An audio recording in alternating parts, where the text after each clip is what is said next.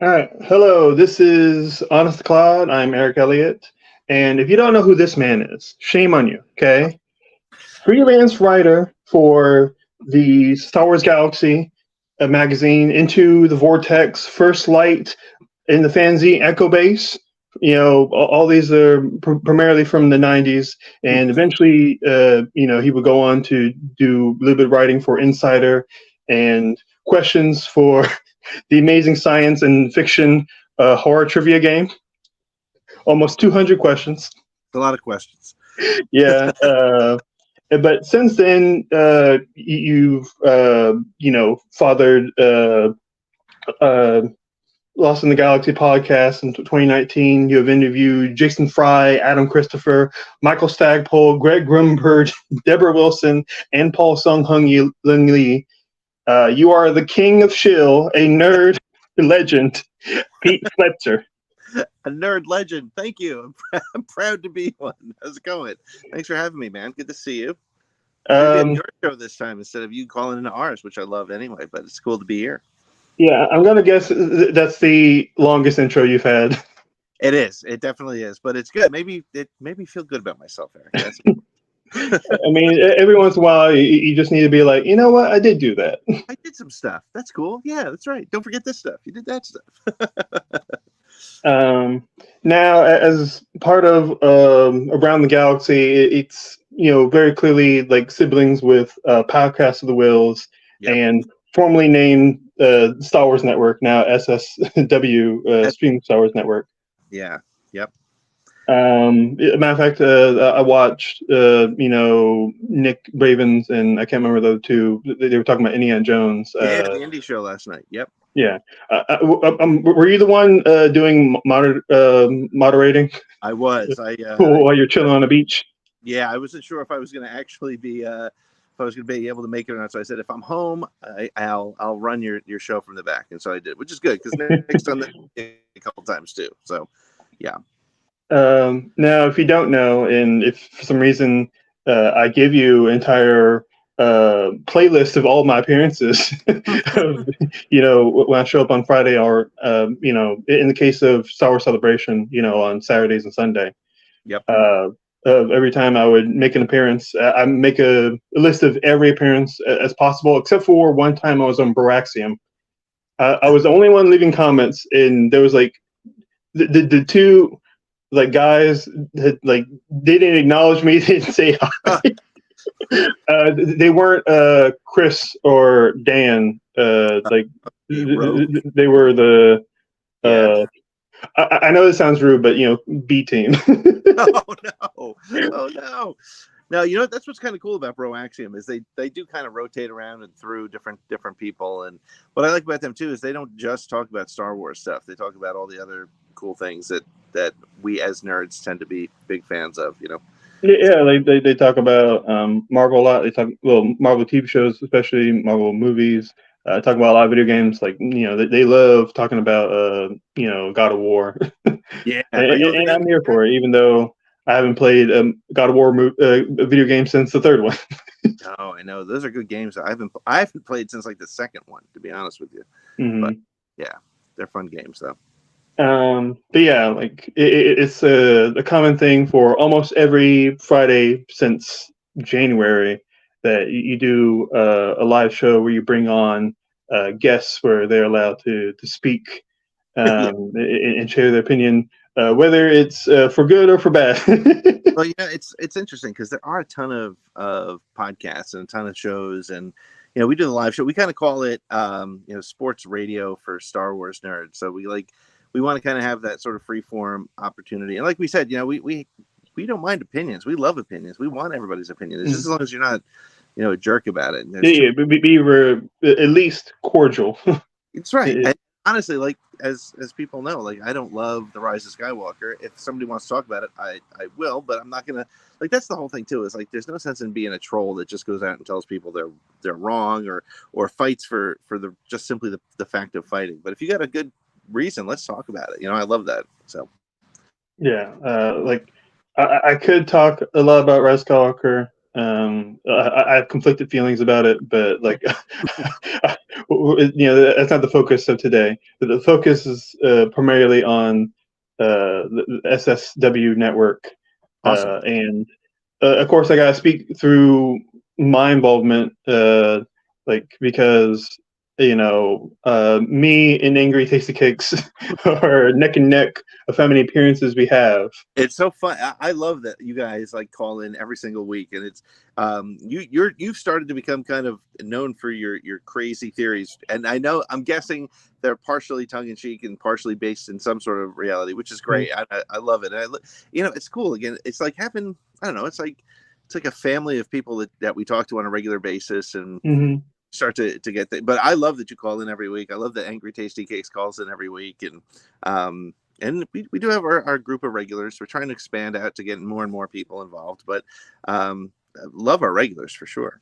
Yeah, like I think a lot of the Boraxium, Bombadcast, your show, maybe a few other channels are kind of like cousins of different households that Sure. you come over for like a dinner and hang out a bit. Yep. Like that's how it feels like, because we're always bumping into each other.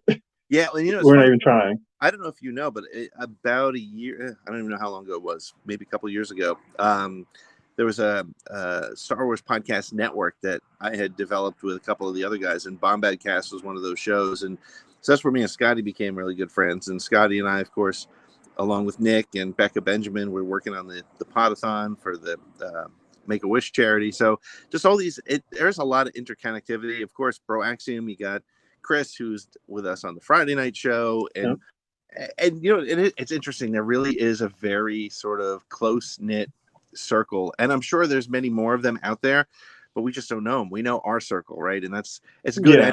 Yes. So, like obviously, there's other channels that like are still in periphery but still connected, like Kyle Katarn. Yeah. Blue Bantha Milk.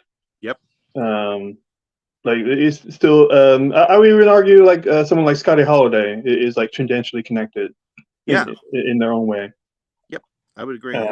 Maybe I'll have them on as a guest, because I'm in like driving distance from them, because they live in Virginia Beach and I live in Norfolk. That's awesome. So you never know. You never know. So obviously, if we're talking about me and my appearances on Fridays, you have to talk about some of the wild things I go on to. You may not always agree, but I have to be one of the more entertaining people to do appearances. I think so, man. I'm still following up on that Zillow Beast theory that you have. I would love to see it. It's funny because honestly, it's not that terribly crazy if you think about it. The fact that Palpatine captured a Zillow Beast, he had it for a long time. He's been working on the cloning. There could be a connection there, man. There could be a connection. Yeah, of course we had the Zillow Beast, which is like a joke that pretty much everyone's in on now. Like everyone knows about it because I've mentioned it so many times. But of course we have the infamous time where I mentioned could Mutt Williams be Snoke? Yeah. Hello? And then now you're starting to bring in your concepts that are like based in psychological storytelling around Oedipus complexes and things like that. Yeah. What I love is we usually have a topic every Friday night. We throw it out there, and you come in with here's my answer to the question. My top 3 droids are blah blah blah. But what I want to talk about is my. At least with the droids, I answered the question before I went onto my absurd tangent.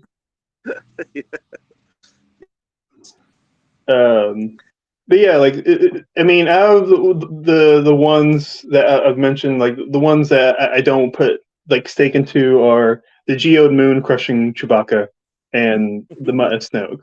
To me, those are just kind of like fun. Well, what if they did that? Right. But it's because I think all Star Wars fans, like kind of the ones who don't take it too darn seriously, have fun with that kind of a concept, So. Yeah, like I believe in having fun, as long as you're, being nice to the people and giving their time. to speak. Like I know there's been a few times on the channel that I always look back at all my appearances, like I rewatch them, and I notice how many times I'm a bit too interruptive when someone else is trying to get an idea, and I partially blame that on my autism and ADHD. Yeah, but Yeah. it's again, I think that's totally fine. You know what?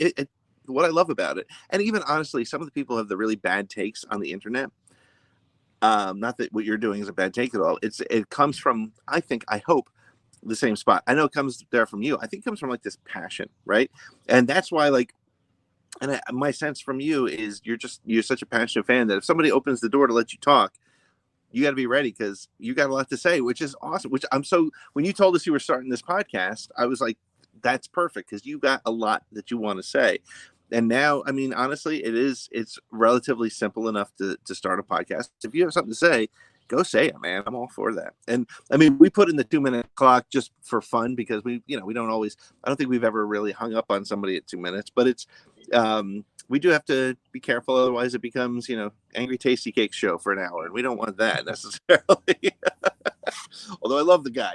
We got to make sure we Yeah, make I mean, you can talk about SWTOR for a long time. I know that. to our show. We're just going to open the door, let him talk, and then we'll come back when he's done. I know he's thought about like actually starting his own channel, and I told him I would love to be a guest. You still there? Yeah, I was saying that Angry Tasty Cakes mentioned on Twitter that he's thinking about starting his own show, and I said like I would love to be a guest up there. Yeah. And of course, his response is, "Are you going to talk about Sweet Home Alabama?" Because I talked about the relationship between Leia and Luke in the original trilogy. That was an interesting moment, my friend. I'm not going to lie. It was Yeah. very. Yeah, I'm sure sometimes you think about like how many faces Chris made on that episode. But again, we're totally honest. We're like, we'll let you know if we think you've gone a little too far. But honestly, it's all, again, here's the thing, and this is why I started my podcast. Actually, why I started my podcast 4+ years ago. Initially was because I was listening to a lot of podcasts like you, right? And I was, it was less video stuff. It was more podcasts. I was listening to things like the Resistance broadcast and Force Center and a bunch of shows that are still around now.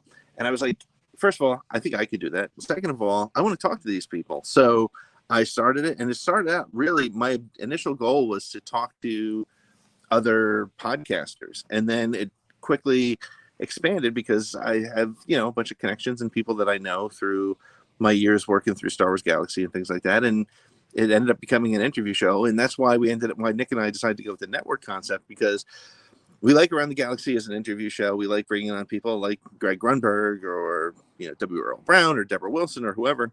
But then we also like just having the free-form conversations of Force Connect on Friday nights. Like, I really look forward to those. After a long week, hanging out and talking Star Wars with my friends and the people who watch us every week, Yeah. that's something you start to look forward to. And that's what's, again, so cool about Star Wars and the community is these are people you want to hang out with. So Now, like obviously, we both mentioned how you started this channel back in 2019. Is there anything that you were just like you thought? Do you think to yourself of like, okay, if I started this channel earlier, I would have done this, or I may have made these mistakes if I were, trying to do this in like the 2000s? Well, so the first podcast episode was 2019, and it didn't take me long to upgrade my equipment. I think to me, that's like the most important thing, honestly. I'm always surprised at how, like, there are shows that just like, it doesn't even sound like they're really trying. It's like, it sounds like they're in like hallways or whatever. And honestly, it could be the best content in the world, but if I can't hear it, if it doesn't sound good, it's hard to listen to. So I think Yeah, that would be first thing would be like you can get a decent microphone, and you can even use it with an iPad or whatever you use, and that's I'm using good. my phone right now. Yeah, exactly. You can't. I mean, I'm on my phone right now, and so the equipment is there, so you can do it. But the only thing I probably would have changed is I probably wouldn't have changed.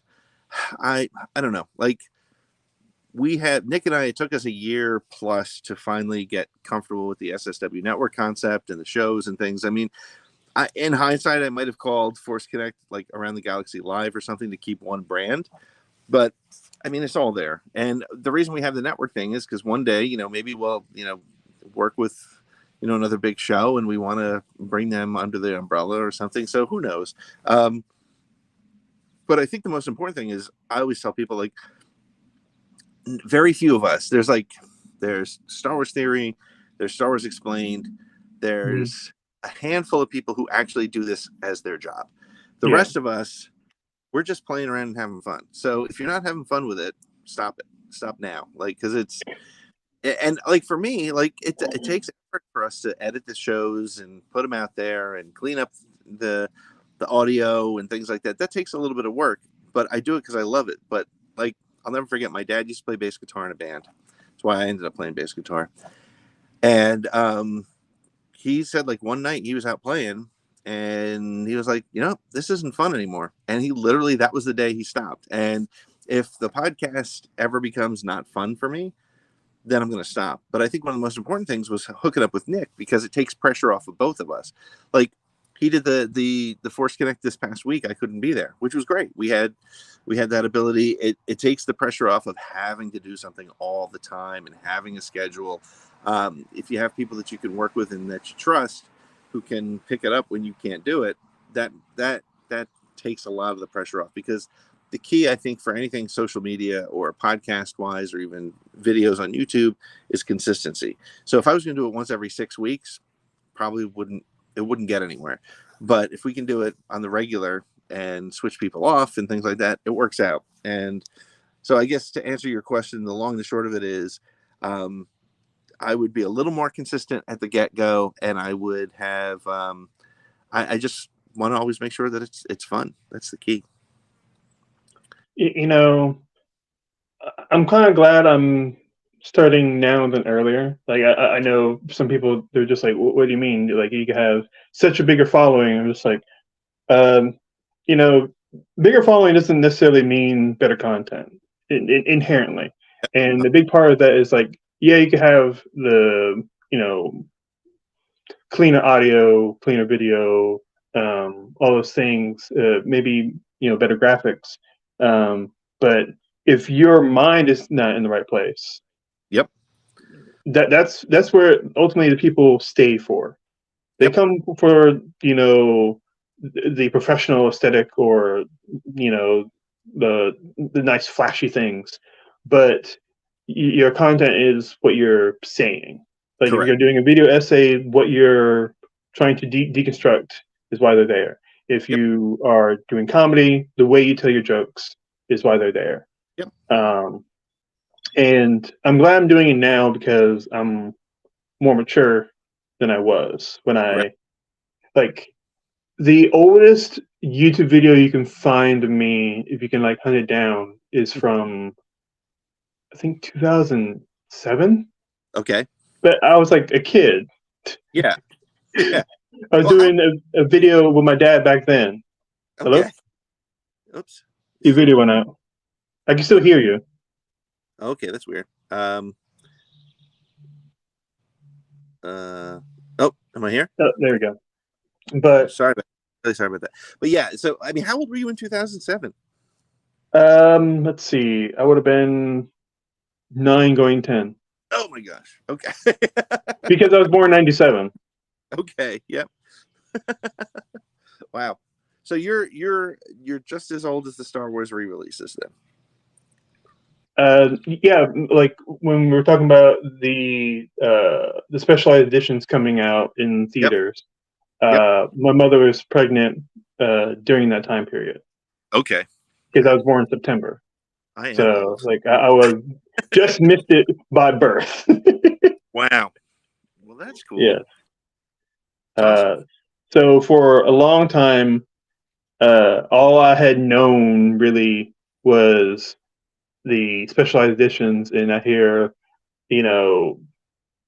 people like roughly twice my age or more keep saying, "Oh, they changed everything." I'm just like, "What do you mean?" And it wasn't until like I started watching Hello Greedo in the early days. Oh yeah, That I started, yep. yeah, and he's someone that has matured a lot too, and he is way more introspective.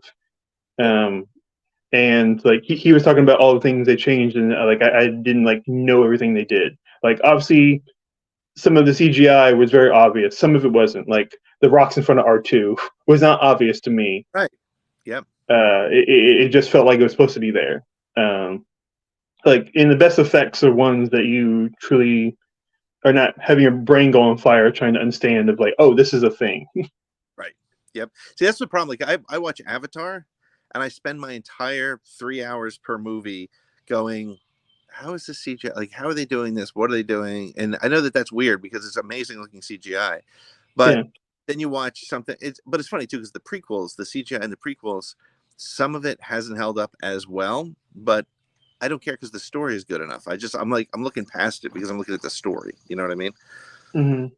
Yeah. Yeah. So some effects I think are very good. Some of them are a bit wonky, especially looking back. Yeah. Um, and I think a lot of that uncanniness is because like they were some of it they're kind of moving in the dark about. Like Yep. there was no such thing as a mocap fully CGI character until we got Jar Jar Binks. Like Well, that it was not a thing.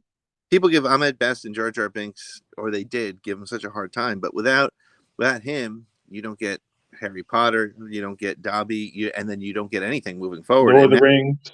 Lord of the Rings. Now you look at it, and it's like it's so normal just to have CG characters. I mean, the fact that Zeb was alive, as far as I'm concerned, in The Mandalorian is amazing. It's amazing to me. But and that's the thing about George. And if you think about even the original trilogy, he was all about groundbreaking effects, um, and I think that's same thing with Favreau. Favreau is trying to push the envelope as well and trying to do what he can in the space that he's playing in. So, um, Yeah, yeah, I mean, because the volume is a new thing yep, that is like rapidly becoming better to the point where some shots like you're just like I didn't even know that was on like technically a sound stage. well, I mean, honestly, there were so many shots in the first season of Mandalorian that until we saw the behind the scenes, I wouldn't have even thought it was on the volume. But then you go to Kenobi, for example, and it felt smaller. So I think just like any technology, it's what somebody does with it that makes it work or doesn't work. Because, like, for Yeah, example, and a lot of it is um, what feels like natural to us, like right? what feels super familiar to try to pull off.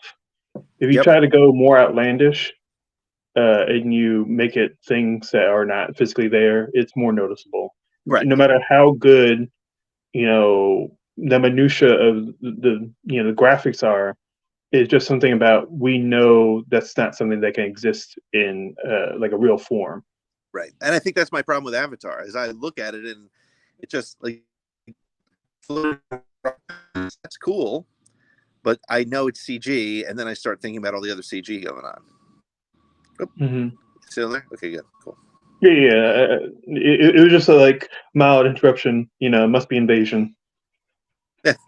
And communications disruption can only mean one thing: Invasion. invasion. Um, but yeah, like another thing that I didn't start learning about too very recently of like why the prequels can't look any better than they do is Yeah, because the time that they were made this is mostly a concern for Attack of the Clones and Revenge of the Sith because I think about half of Phantom Menace is actually shot in film, but Attack of the Clones and Revenge of the Sith are done on digital, right. and digital filming from about 2000 to around 2008. Yep. That time period is where if you try to re-release it on whatever format, you can't really get any crisper than it is. Right. Film, you can do that. Right. We can go back to films made in '70s and '80s, and you can keep making it crispier Yep. with how technical the image is. Yep. Now, the digital film cameras that they use now are way more complicated than they were decade or 2 decades ago. Yep.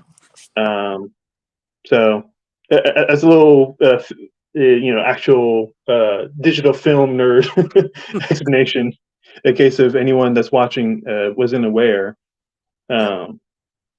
So the sequel trilogy, even if it was shot in digital, but it's shot in film, like they can continuously make it, catch up to where we are, now, because like the cameras they have now are just way more. Uh, how do I say this? Extensive in its capabilities. Sure. Yep. And digital, as a result of shooting on digital, they had limitations that they can't fix.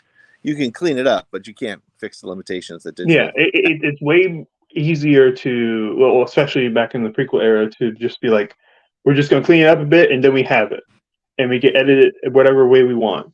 But when you have so many CG elements, and you just have like one person like walking on a green screen, it can feel like detached. Like you just like, oh, he's talking to a character, but he's not directly looking at the person.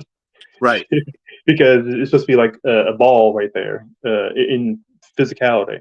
But at the same time, with all the limitations, the fact they were able to get anywhere close to the way they were is nothing short of I'm not religious, but a miracle. Yeah, no, yeah, for sure. I mean, what they did with the prequels was remarkable, and again, it set the tone, and it's actually fine now that it looks the way it does, because it's the tone and feel of the prequel era, and that's totally cool. That's totally cool. Yep.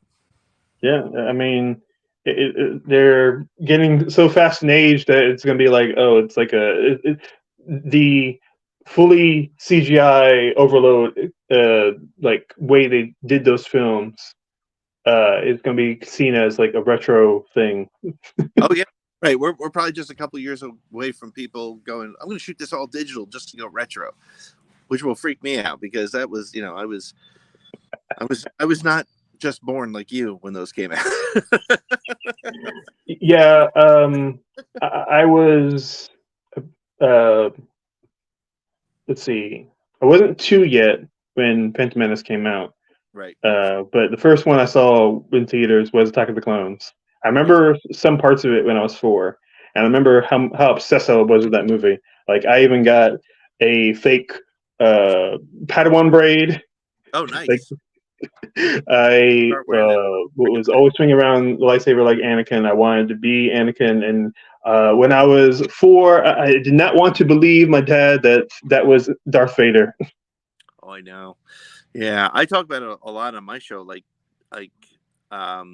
my daughter, who she's now 13, she'll be 14 in a couple weeks, and before Rise of Skywalker came out, we watched all 8 movies over a couple months, and she hadn't really watched the prequels too much. I showed her the originals when she was little, and then we watched the prequels. And it's funny because I actually lived through the "I am your father" moment, right? So that entire next 3 years, me, my dad, and my friends talked about it. Is he really his father? Why would he do that? And then my daughter, in watching the prequels, when in Revenge of the Sith, when Palpatine sort of reveals himself, she was like, I knew there was something wrong with that guy. And it was cool because, like, to me, it always made sense. Well, of course, the guy who plays the Emperor in the movies, of course he's the Emperor.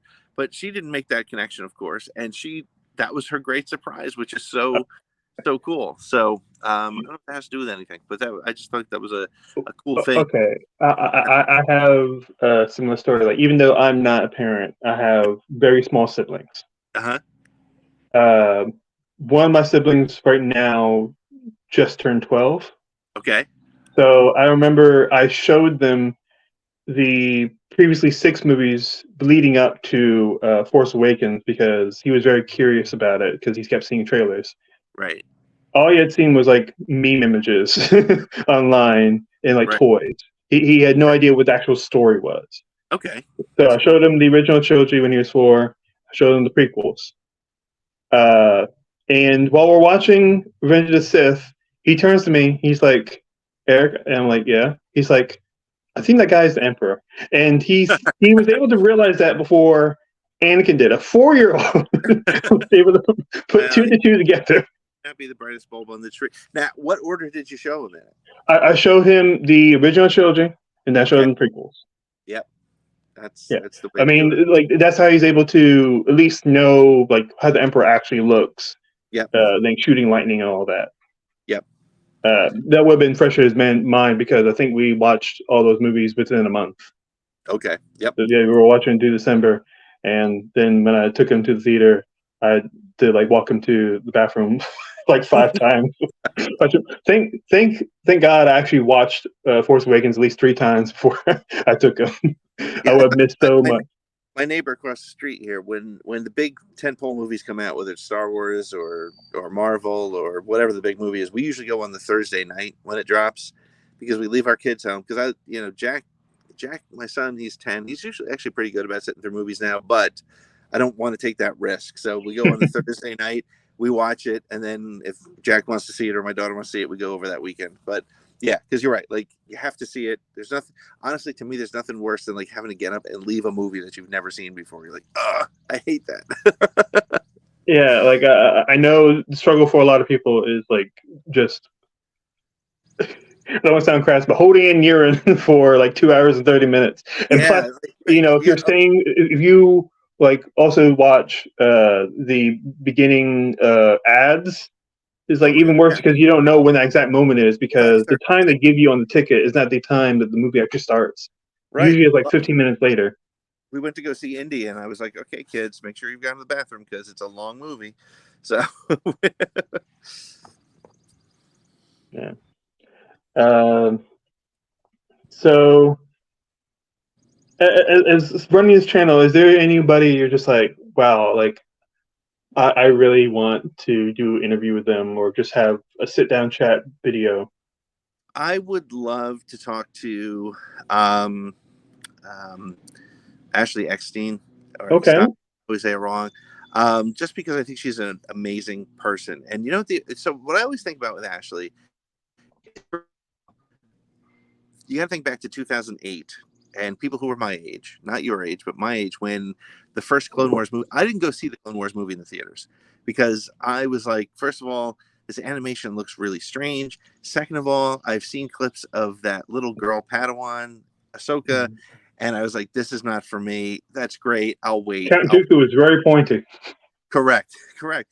And so interestingly, she has embodied what Ahsoka is and has taken her from this character that honestly a lot of people are like, that's the most annoying thing I've ever seen in Star Wars since Jar Jar Binks, when Yeah. people like Jar Jar Binks, um, turned her into frankly one of the most amazing characters, so much so that like I have like the tattoo on my arm. I got Oh, snap. so like I went that far. I came that far around, and what I love about Ashley is she, as an actress, she has embodied what Ahsoka has come to mean to people. And while people were waiting in long lines for autographs for her at Star Wars Celebration, while she was featured on stage at Star Wars Celebration in Anaheim, there was also she did this little thing on a side stage right in the middle of the floor for a bunch of kids, and my son went and just she was just Ashley on stage doing her thing about sort of mindfulness and being a better person. Hmm. And and to me, she's like the most underrated Star Wars celebrity because everybody knows Rosario Dawson now. Everybody will know Rosario as Ahsoka, and I think that's great because I love what she's doing with the character, and I think she studied Ahsoka. But I think Ashley's just a really, just she's just a great person, and honestly, some people might have given up after that Clone Wars movie and having Ahsoka just get abused by the fandom, but she pushed through and honestly made her, to me, maybe the most Jedi ever. She's really she embodies all the aspects of what being a good person is, making the right choices, dealing with adversity, Hmm. uh, doing right by your friends and your family. And I mean, she's just and a lot of it, while Dave Filoni writes it, I feel a lot of it comes out of Ashley. And so, yeah, sure, I'd love to talk to Dave, or I'd love to talk to George or Mark Hamill, or I I think Ashley, I think, would have a very fun and interesting story to tell. Yeah. Maybe I'll get to the point where I start interviewing, uh, people that actually like on screen are doing voices. Yeah. Maybe I'll get to that point one day. Uh, and maybe I'll totally rip off your segmented questions you have for your guests. Like, who's your favorite droid? What's your favorite You ship? want to rip that off, so go go for it. I can say, I can caveat it, said totally not taken from Pete Fletzer. There you, there you go. That's all I want. Yeah, no, but honestly, I took it from inside the actor's studio. So, but it's funny because I actually not too long ago found my notes for the first handful of shows I did, and my question and answers were very different. But yeah, no, it's. I will say this: I think the voice actors that I've spoken to, Dan Donahue, who did Shriv, I talked to Sean Kennan, who actually did the voice of Jackson and has read some of the Star Wars books. Mark Thompson. The voice people are some of the most interesting. If you're if you're looking for a few good starting interviews, talk to the voice guys because they love what they're doing. They're always entertaining because they'll just drop into another voice and you're like, wait a second, I'm talking to C-3PO. What's happening here? And those interviews are always. In fact, one of my favorite interviews of all time was my interview with Dan Donahue. It was a two-parter. We talked for like over 2 hours, and he was just such a funny, great guy. We started very serious, talking about his his time in The Lion King on Broadway and this and that, and his time in For All Mankind. And by the time it ended, it was just like we were both just laughing and that's exactly. I'm sort of going all over the place here, but that's kind of what I try to do with Around the Galaxy, and what Nick and I try to do is like you capture that moment we talked about at the beginning where Star Wars fans meet, and just like you see a guy wearing a Star Wars shirt and you're hanging out at a McDonald's or whatever, and you strike up a conversation. What is that conversation? My conversation just happens to be with Oscar winners and voices of characters we love or selling authors. So, but they're all just fans, and that's what's so cool about it too. Is the people who are making Star Wars now are Star Wars fans, and that's I think why we're getting some really great Star Wars. Mhm. Yeah, like because once again, I've said this before, but it's such a cultural phenomenon that has touched practically everyone that acts, anybody that writes Yeah. has seen or read something Star Wars, and it gave them inspiration. Yep. Um, I mean, and big kudos to George Lucas for like helming most of the movies before, and then passing it on through the acquisition to Disney. yep. Of course, I think he also had to give all the novel writers and comic writers Oh, sure. their flowers, Yep. especially Timothy Zahn. Timothy Zahn is one of the biggest names for a reason. He's still with us as far as writing Star Wars and obviously being alive. Yeah, And Lee Brackett. yes. You, Yeah. you have to put respect on Lee Brackett. Did you check out the video I shared of her very likely being a ghostwriter for Yes. New Hope? Yep. Yep. What did you take away from that? Well, it's funny because I always think about like George Lucas had this idea for Star Wars. Um, and I love when people like some of the worst people on social media and YouTube are convinced if it's not George's vision, it's not right. Well, George's vision changed like literally Drastically, until all he the time. all the time. And I think that that's a weird thing for people to get comfortable with when you're writing a story. And look, that's why George R.R. Martin probably has not released the latest Game of Thrones, is because A, it's probably a lot of work, but B, the ideas are shifting all the time. And so it's not surprising to get a ghost writer or somebody to work with you. I mean, it's a silly thing, but when I did my fan fiction novelization of the Phantom Menace, trying to connect it to existing stories and things like that that have come out since. I worked very closely with a friend of mine who would read it and ask those questions and say, well, have you thought about maybe going this way or that way? And that's, Mhm. it's like a producer on an album. Some of the best albums from bands that you love have a producer. The ones that the bands produce themselves are not always their best albums, because you need somebody to ask you, well, what do you mean by this, or clarify this, or I don't think that's going the right direction. And so I got a good example of that, but yeah, you continue. no, I was going to say it's so I think it's important. I think good artists are smart enough to recognize that they need sometimes an additional eye on it, because nobody, whatever you're doing, again, whether you're writing music, you're writing a book, you're writing a movie, you're painting a picture, sometimes somebody looking at it and going, what is that, helps quite a bit. You know what I mean? So Mhm. Like a good example of like just another person that knows creativity, like giving you pointers and then you adjust. Uh, it is so. I know right now, very controversial figure, and I'm not defending stuff he says in recent years, but obviously great talent, Kanye. yeah, okay, yep. He did an album called Jesus, which Hmm. has like songs like "I Am a God," which is probably the biggest song off of that. But it's not very long. It's only like 10 tracks. Hmm. Rick Rubin convinced him to cut 12 songs out, Okay. and that's just at 10. Yep. And like I've heard other songs, they're not as good as the one that's compiled, and like that was a really good call to make a better project. Yep. Agree. Um, Yep. and like for a lot of music, to me, a lot of the big issue is just like either there's too much, not enough. Yep.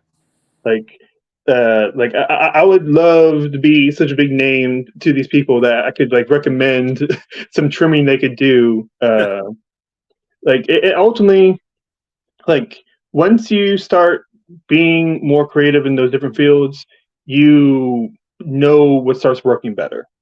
Um, Yep. It's uh, true. like It's true. Well, I have. honestly, it's not Kanye level, but when Nick and I work together, Nick and I are very open about, yeah, that's not going to work. What do you, or I don't think that's going to work. Here's what I think. And we don't always agree, but it's having that sort of secondary expert eye on what you're trying to achieve. And if you're both, if you work with somebody that you respect, you also, you, I've even found this in my business life is you got to surround yourself with people who know things you don't. And other, because you can't do everything, right? You can't, if you're a, I don't know, if you're a website designer, maybe you're really good at the technology piece, but you're not great at the design. Go get a good designer. Get somebody who can draw, somebody who can create graphics. If you're a great writer, hey, you may have, like, I think George Lucas is, and I think this is the biggest problem with the prequels. George is a phenomenal storyteller. He's not the best people person, right? I mean, Mhm. what if Spielberg directed Phantom Menace with a little kid who, Spielberg is a genius at working with children. Then the movie might make me cry. Yeah, exactly. When he left, Shmi, and it might have changed the movie. That Yeah, said, like the thing about Shmi is one of my favorite parts of that movie, but I yep, think uh, most of that is held on by just how good of an actor Pernilla August is. oh, she's awesome. But I'm She's just like, if she was just given that extra push from Steven Spielberg, I think that would make it like twice more impactful than it yeah. already is. But again, so at the end of the day, though, George told stories that we're still getting stories from. So George is a fantastic storyteller, but he may not be the best director. He may not be the best script writer. You But know, I and that's mean, he has said that he bleeds on the page because he doesn't know like how to make things work all the time. right. And And Carrie Fisher has said that his writing of romance is just not good. right, right. Well, and that's why Leigh Brackett being a part of Empire and possibly a part of Star Wars makes a lot of sense, because those movies, they worked. They 100% worked. You know. And again, it especially if you look at all the, you and I have both read all the different notes and the stories, and the way the story changed and the Star Yeah, Killer. And I like one of the crazier things that I'm glad they removed is like Uncle Owen being abusive. yes, yeah, yeah, that might have that. Yeah, and again, it's knowing what's going to work in a movie versus what's going to work in a book versus what's going to work on a TV show, etc. So, yeah, yeah. But yeah, like I've worked on like on fan scripts. I've been working on my Jar Jar novel, That's and like I do write like a lot of music, mhm. but I am terrible at trying to actually record things. So Well, I have like you need hundreds of songs written. yeah, you need a producer, man, and Yeah. that's cool. Again, like, and there's probably some magic spark you got somewhere that you just need to have somebody help you get it to that next level. Because I think all the it's the same reason why like so many great bands, their first album is amazing and their second one is not, because they spent their entire career preparing for that first album, and then the second album is like, oh, I gotta find that spark again. Because like a lot of times their first album, maybe a little bit of the second, is nothing but like redone demos that they've had in their back pocket for a decade.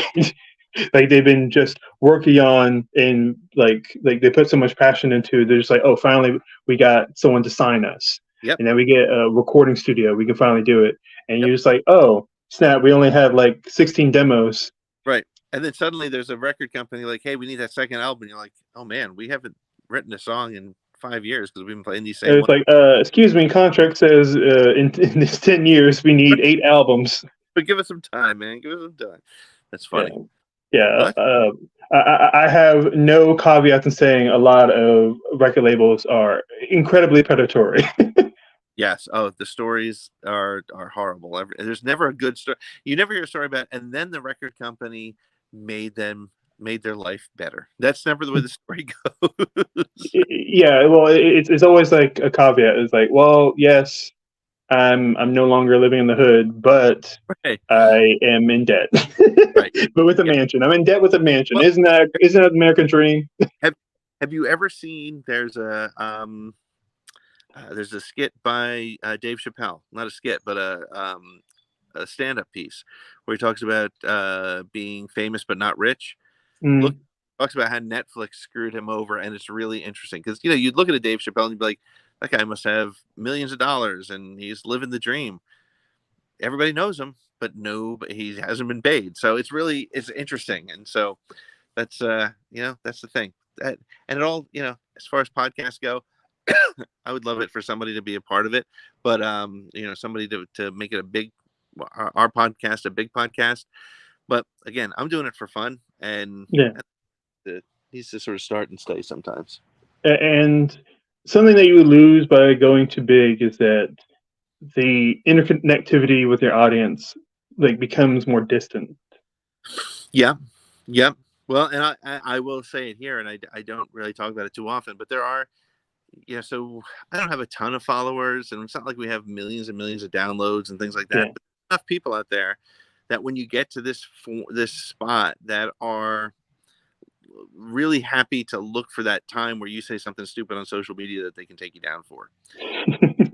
And it's kind of like, again, I'm no Conan O'Brien Needs a Friend, which is my favorite podcast, but big enough so that there are people who are just looking for that opportunity to give me a hard time, and it's a bit frustrating. And so, I mean, to that point, like that's why I said this has to remain fun. As I said at the top, like as long as this is fun, as long as I'm having fun, as long as me and Nick are having a good time hanging out, as long as Chris and I and Nick are doing things that we love doing, we'll do it. But if it ever becomes a job, unless it's a very well paying job, I'm not going to do it.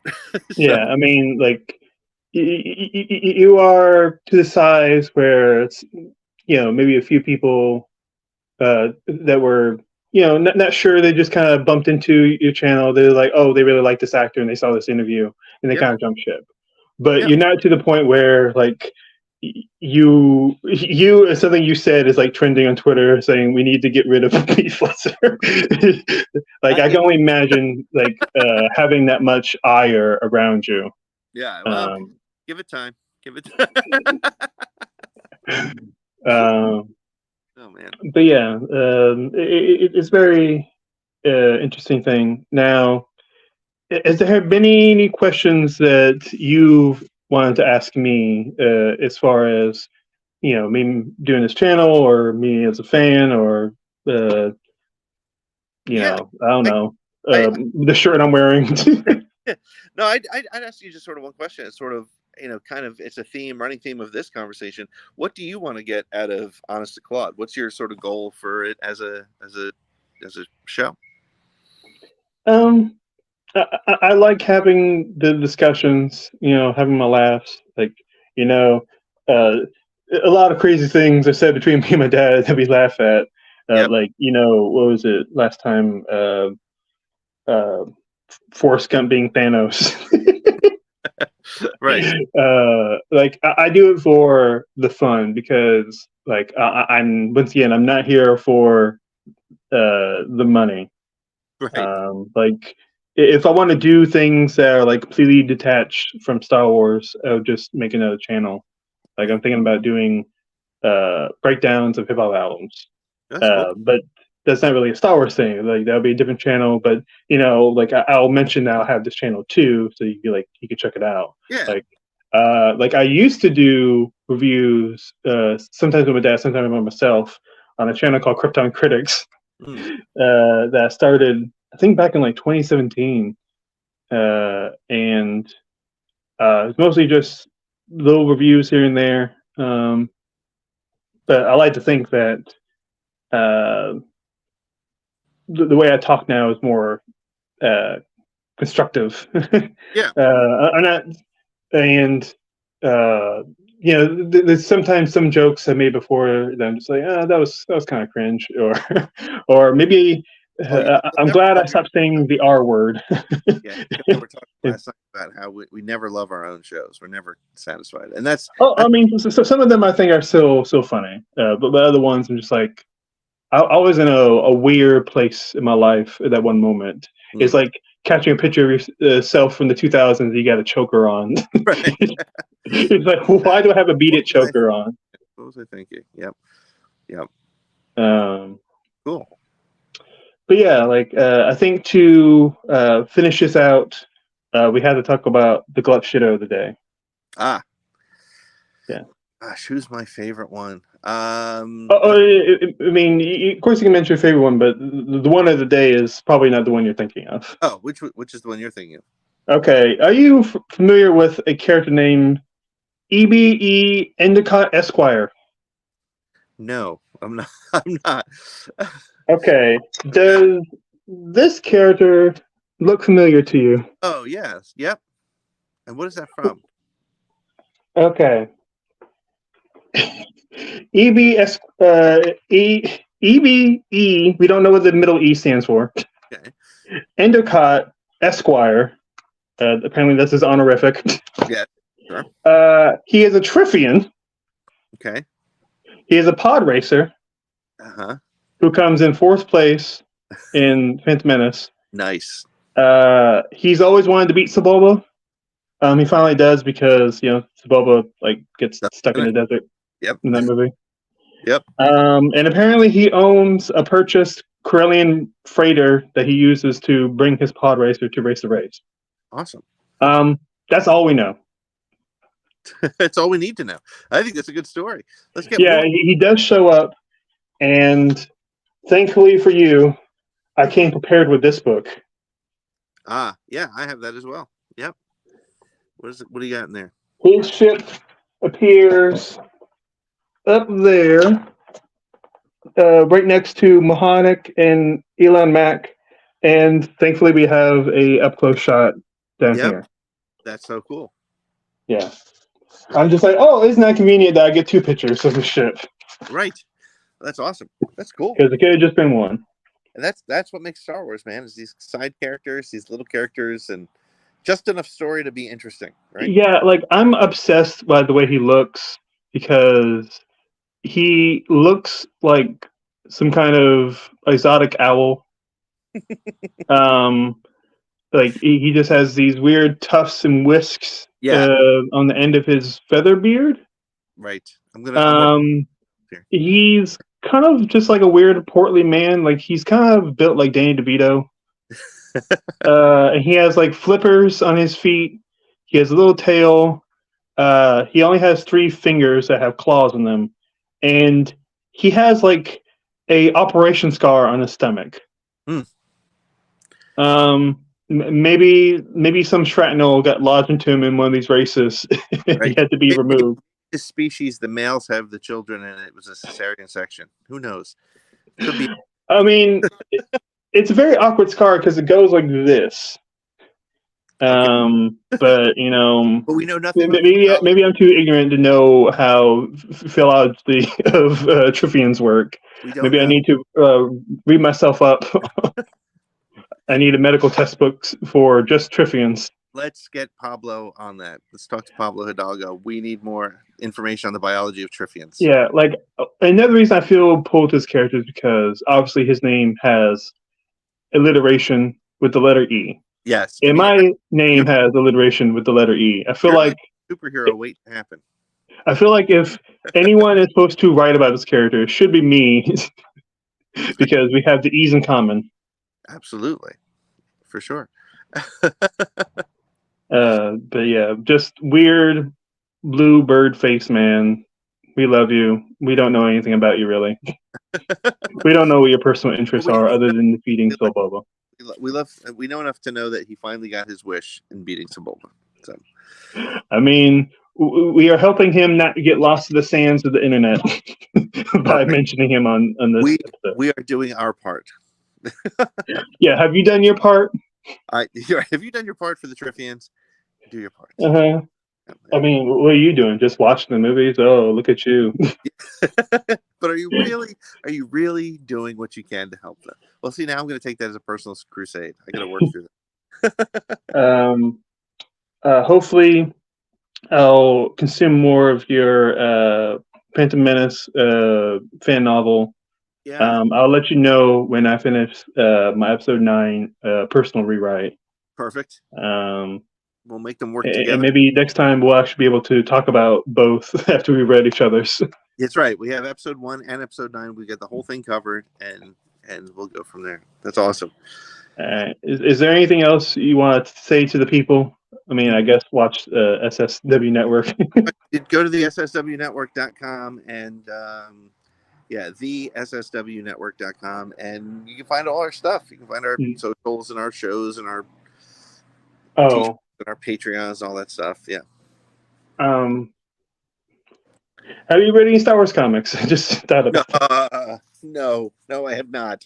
I am behind. Okay, you saw on Twitter today maybe that the new Dr. Aphra cover is very intriguing because it looks like the original Star Wars. Yeah, it looks like the old school. So, and I have read a couple Aphra comics, so I'm gonna have to maybe dig into that, and if for another reason, just to get Chris off my back. So he's like, "See, I got one. I'm recorded myself reading it out loud. Yes, I got proof. It's gonna be my Twitter bookmarks. Right. I will put it up there for sure. Yep. All right. Well, it was nice talking to you. Great. You're probably gonna see me on Friday or another Friday if you don't show up for this one. I will be there this Friday, so I will see you this Friday, man. Yeah, you never know what I'm gonna say this time. I always look forward to it for sure. Yeah, it might be what is it? Jackson, played by Antonio Banderas. Never know. That would be cool. Now I want to hear that. I want to hear that when you call in on Friday. All right, man. Bye. Thank you so much. See ya.